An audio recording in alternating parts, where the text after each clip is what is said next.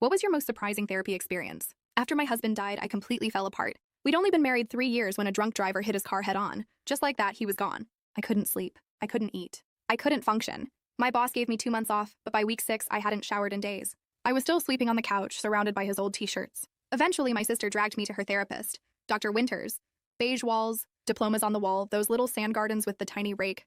She had that soft, calm voice therapists always seem to have. I made it through 3 sessions before I ghosted. It just didn't feel real. I didn't want a worksheet. I wanted my husband back. About 6 months later, I was still lost. One night at 2 a.m., I ended up in a 24-hour diner, staring at a plate of cold pancakes.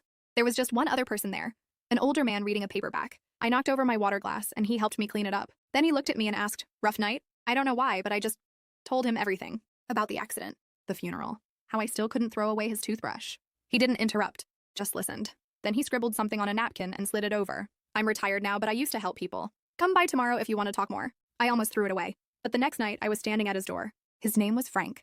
He answered in jeans and a coffee-stained sweater. His apartment was cluttered with books and old photos, no therapy couch, no framed degrees. Just a regular living room. "I'm not licensed anymore," he said, "but I'm still a good listener, and I don't charge."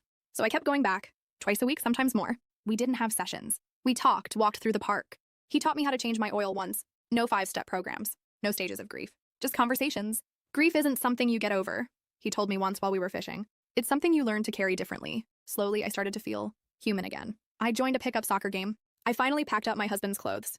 I even laughed at a dumb rom-com one night, then felt awful for it. "Sarah would be pissed if she knew you weren't laughing," Frank said. "The dead don't want our misery as tribute." One night, I came by and found him flipping through old photo albums. He looked distant, so I asked if he was okay. "Anniversary," he said, pointing to a photo of a smiling young woman. "My daughter would have been 43 today." I was stunned. His daughter had died? "Cancer," he said softly. "She was 23, just graduated college."